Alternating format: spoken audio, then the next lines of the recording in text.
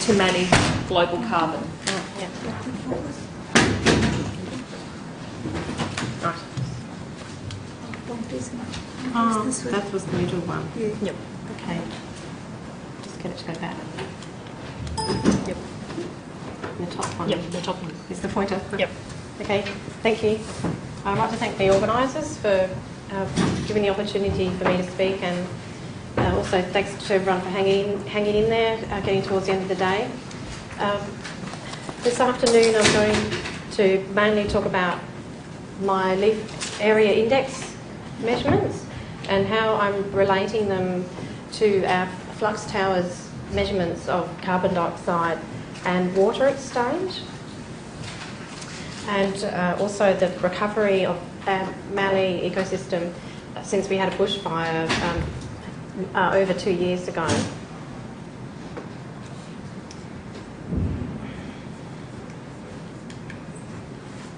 Leaf area index is leaf area per ground surface area, and we propose ecosystem respiration is a function of leaf area index, and a y-intercept will give us an estimate of our ecosystem's heterotrophic soil respiration or a basal soil respiration.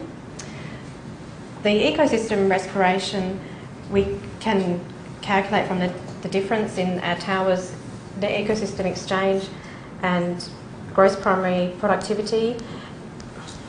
And basal soil respiration is a loss from our ecosystems and is stimulated by summer rainfall events, and is an important consideration for land managers to minimise the basal soil respiration from their land. During the last 3 years, we've had Chao-Chi's son, a PhD student, and he's been recording ground measurements of soil respiration, and with litter collections, biomass of the trees in the Mallee and the leaf area, we've been able to also calculate a ground estimate of basal soil respiration, and this is from the difference in the net primary productivity and the tower's measurements of the net ecosystem exchange of the carbon dioxide.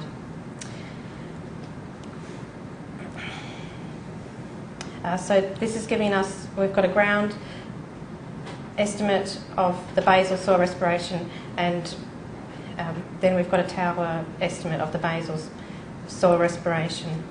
And so therefore it's important for us to be measuring our leaf area index correctly to relate with the ecosystem respiration from the tower. So at the sites we've been at, firstly I'll talk about the Mallee. We had a bushfire happen in January 2014, and the very top photo shows an hour before the bushfire came through. This is from cameras that are on top of our 20-metre tower.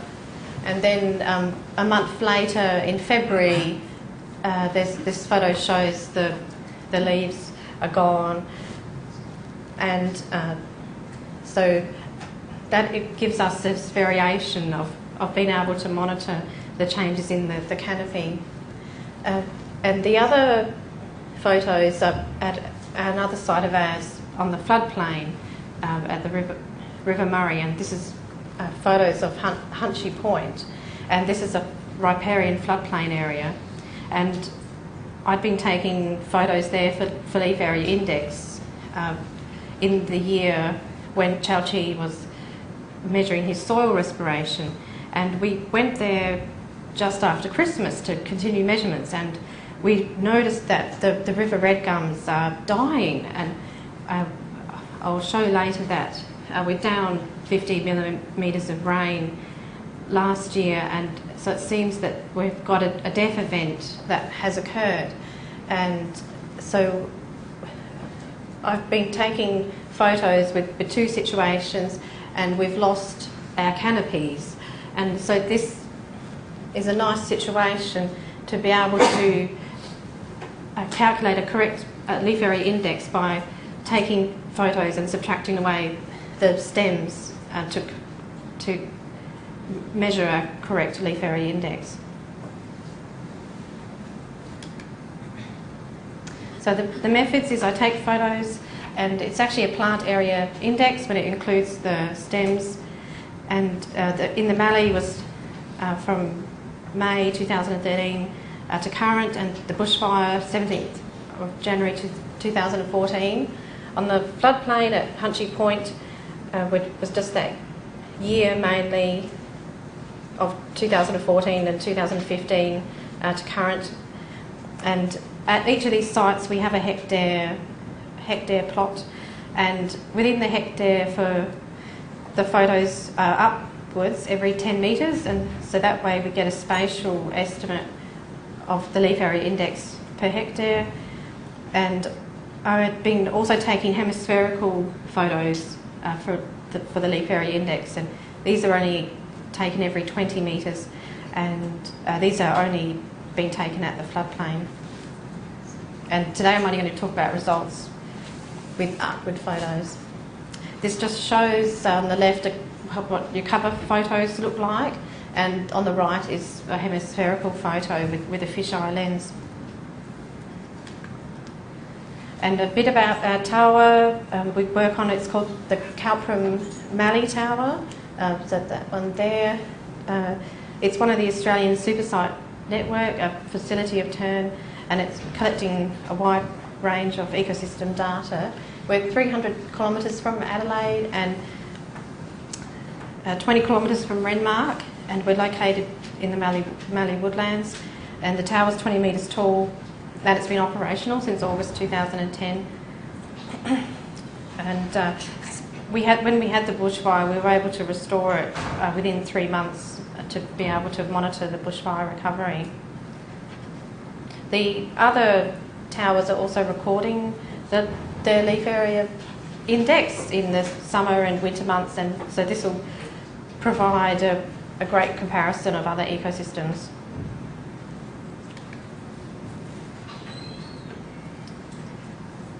Another aspect is I'm testing the quality of my leaf area index photos. I've got 3 case studies.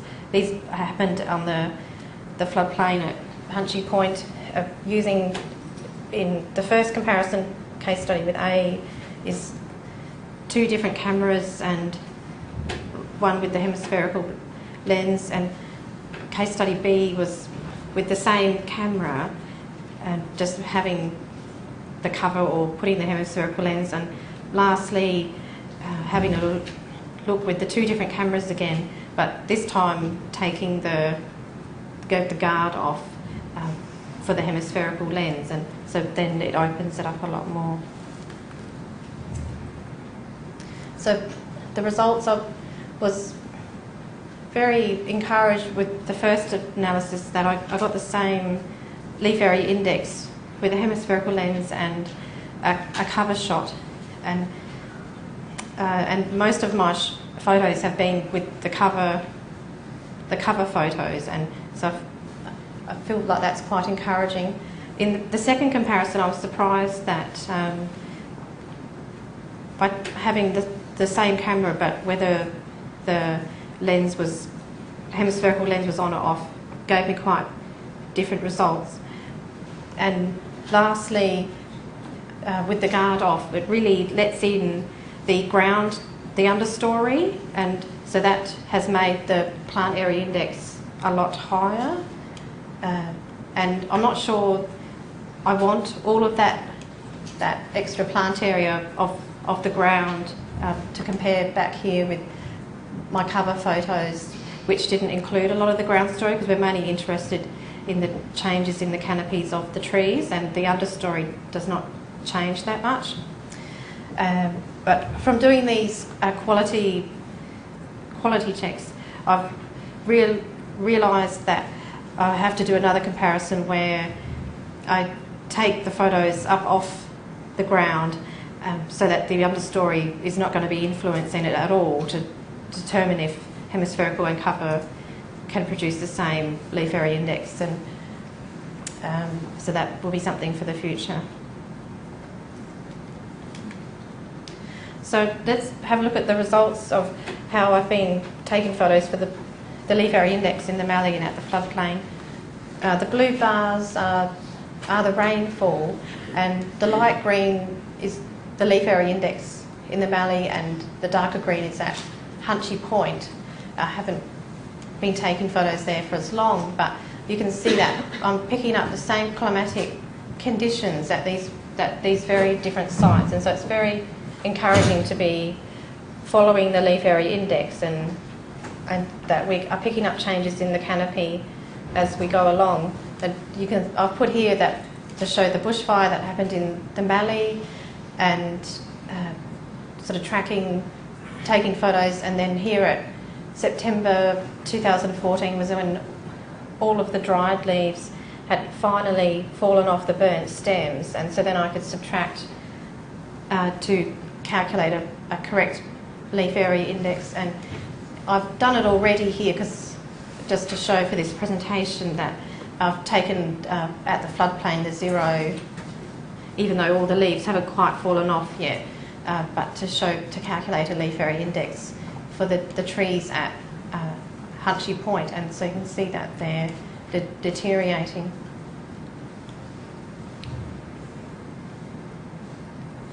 On this slide I'm showing the plant area index and the leaf area index again, but I've got ground measurements, and as we go through each of the months, sorry about that, now we're in the right one, we can see that we've got several different measurements of our plant area index and leaf area index, and the red and I'll just start with the red, is where we analyse manually each of the images in Adobe by picking out large gaps and small gaps, and the blue is a comparison with MODIS satellite data of the NDVI, and you can see that they're all tracking along quite nicely.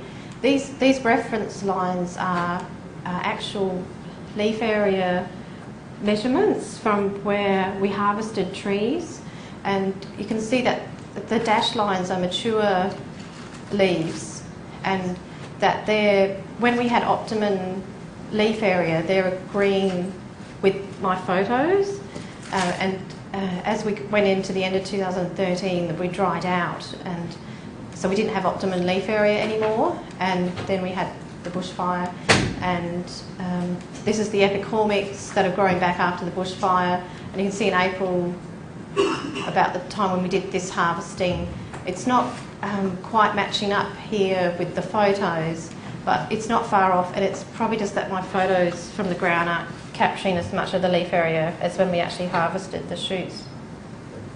So it's all very encouraging that the leaf area index is recording it properly. Now back to the tower.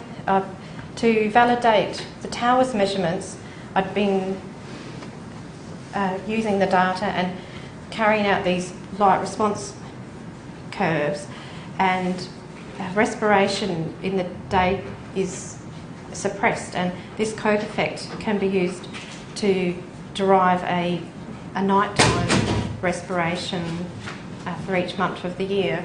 And on the y-intercept I have the nighttime respiration from the tower, and this is the nighttime respiration using these light response curves.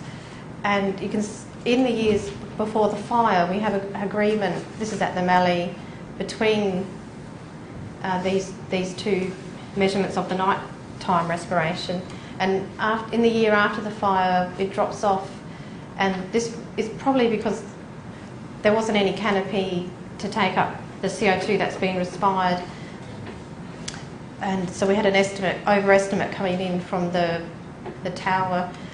But in 2015, a year after the fire, the purple, we can see that we're establishing this relationship again, and so this gives me confidence that our tower is recording the ecosystem respiration.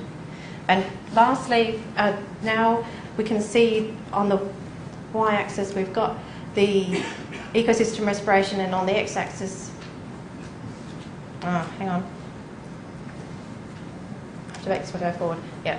And on the x-axis, we've got the leaf area index, and we can plot our relationship here, and the y-intercept gives us the basal soil respiration, and so we can keep monitoring our basal soil respiration and determine the amount of basal soil respiration for our ecosystems, and it is related to the leaf area index. And so if we keep track of our leaf area index and we keep our leaf area indexes at an optimum amount, we can be sure that our basal soil respiration is in check. So thank you. I won't go any more since I'm over time, but that's basically to keep the leaf area index at an optimum. Thank you.